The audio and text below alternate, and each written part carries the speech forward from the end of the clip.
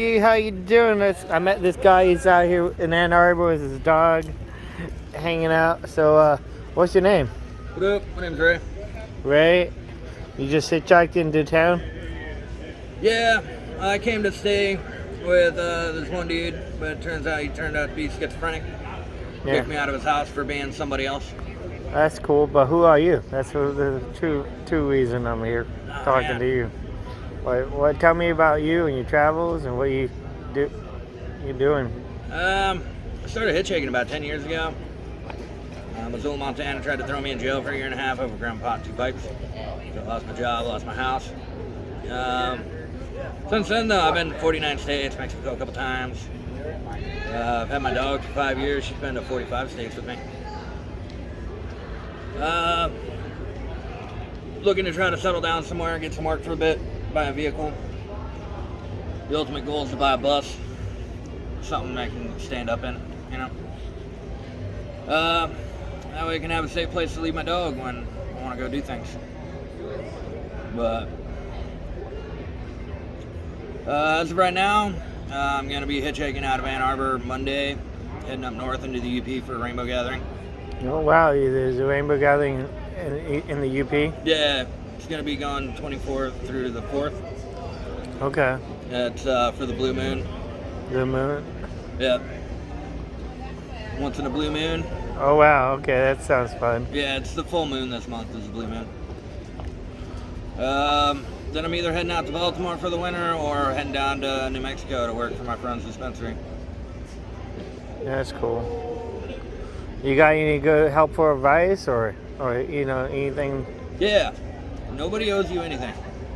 Be appreciative of what you get, but don't get mad when you don't get anything you don't deserve. Yeah, life doesn't get better because you're mad about it. So. Yeah, rainbow, man, that's pretty cool. Tell me, you want to tell me more about rainbow? What does rainbow mean to you? The idea of rainbow and the actuality of rainbow are two different things, you know. The idea of rainbow is a community where everybody participates and, makes things work. The actuality of rainbow is half the people show up and do all the work, while the other half of rainbow shows up and gets all the benefits. It could be solved, Stop giving people things that don't deserve things, but hippies have a hard time setting boundaries with people sometimes. Mm-hmm. But boundaries are important. I like going though because I like camping, and when you're hitchhiking, it's hard to carry everything you need to go camping for weeks on end. So I go to Rainbow. I bring a little bit of food, and I do some water runs and do water, and help cook in kitchens, do dishes and stuff, and nobody complains. Yeah, Rainbow is a magical place. I recommend everybody go once. Realize that it is going out to the woods, and you do lose everything. You also gain everything when you get there. Yeah. That's why I always realize that you pretty much get kind of transformed. You kind of you lose a lot going there. You also gain a lot of experience.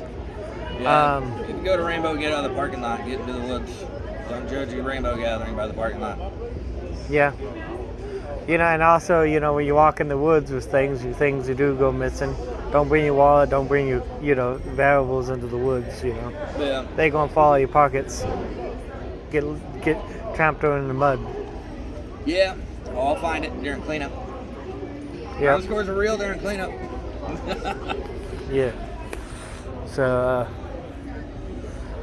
but other than that, I think it's an experience of, everybody might need to live once, No, it's a good place.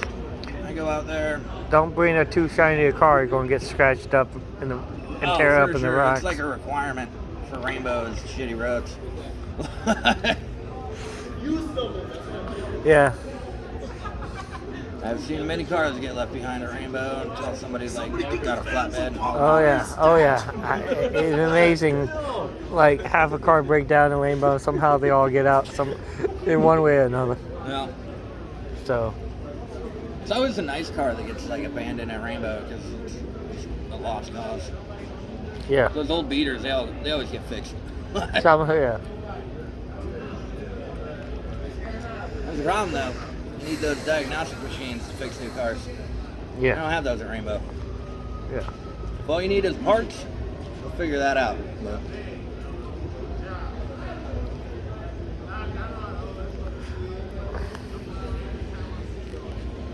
Well, this is a really cute dog. yeah, that's Sapphire. I'm working on getting my bus fixed. My bus been broken down for 2 years. Yeah, I know many people whose bus have been broken down for years. What's wrong with it?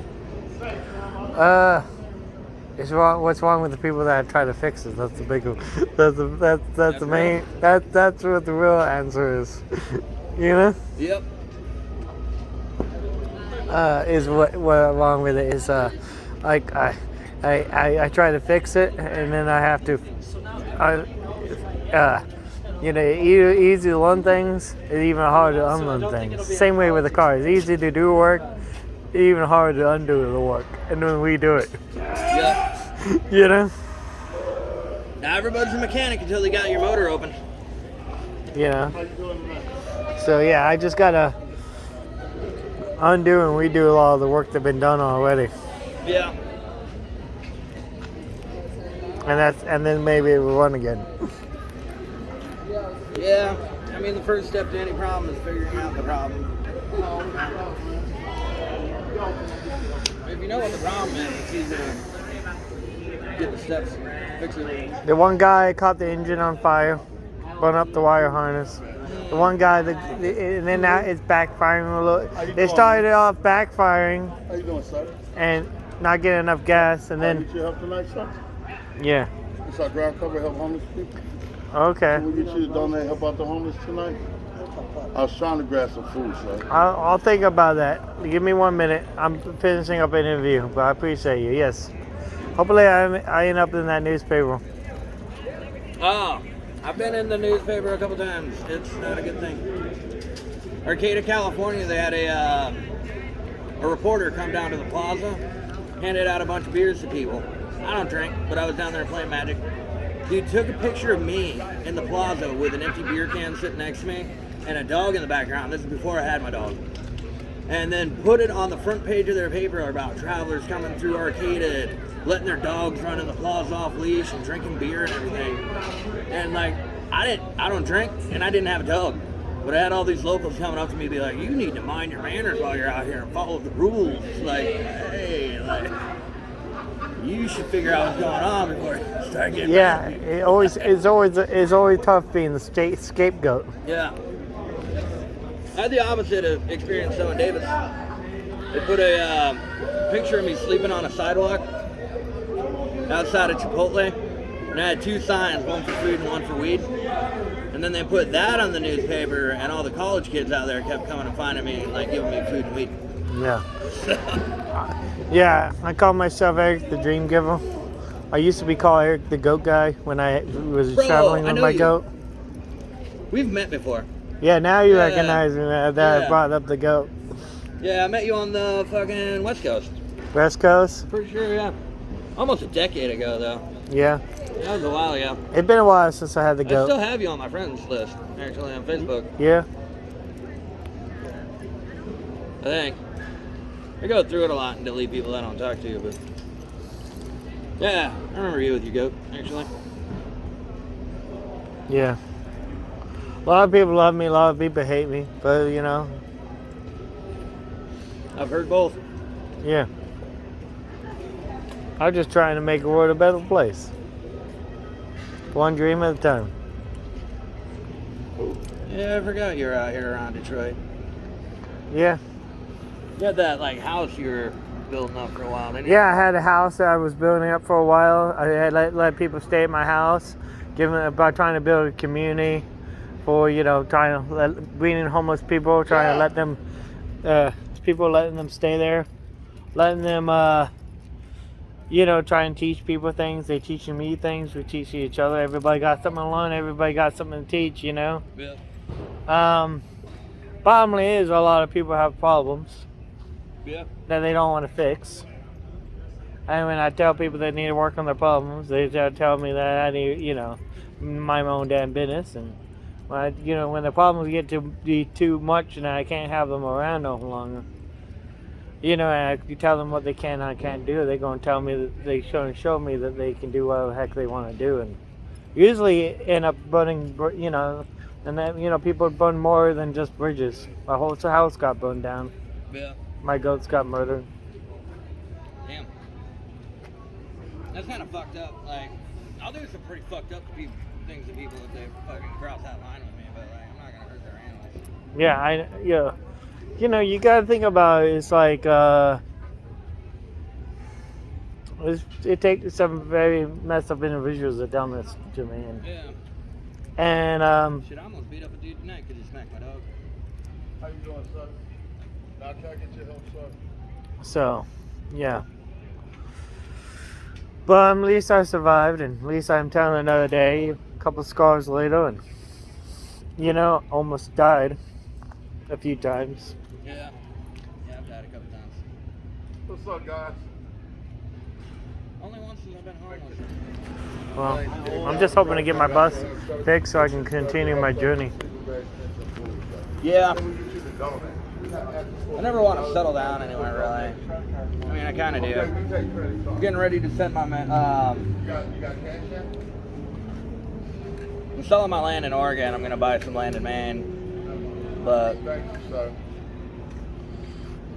with my land, it's going to be basically like you get 2 weeks, You can come out for 2 weeks and be out there, and then you got to go somewhere else, But if you come out and you show that you're willing to contribute and be part of the the growth of the property, then you'll be allowed to stay. But I think that's where a lot of like the communes have an issue, is they just let people come out and have a say in what's going on the property the day that they get there, and let you be there as long as you want without contributing anything. Yeah. And the problem I have is like all the communities is that they let the people that doesn't contribute have just as much say as the people that does contribute. Yep. So it kind of turns into just like a really like it, and then I go down here, of course, like everybody like who wanted to do work, and all the work get voted out, even though the work needs to be done. Yeah. And all the people that are trying to get the work done get voted off the property, and then you get left with all the people that doesn't want to do anything. Yeah. Because all the people that are motivated and want to see things work, they want to get voted down and voted off. See, that's why my property is going to be run by council. But the council is basically like, so you get to come out. I'll never make people come out and work, if they're just there visiting. Because I get it, travelers, sometimes they just need a place to rest their bone and recuperate. But that's why you got the 2 weeks, If you just want a place to be for 2 weeks and you want to sit around and do nothing without the weight on your pack and not have to worry about somebody bugging you for a couple weeks, by all means, come out and hang out, But after 2 weeks, you got to go. Now, if you come out and you, on your own accord, kick in, show that you can contribute somewhere, some way, somehow, then I'll offer you, you can stay if you want. And after you've stayed for a while, I'll have to figure out the length, but after you've been there for a while, you'll be part of the council. Yeah. At which point you have an equal say as everybody else on the council.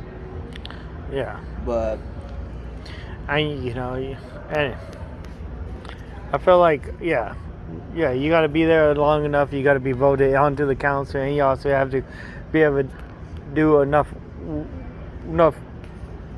improvements to the property that you have stake in the property. Yeah.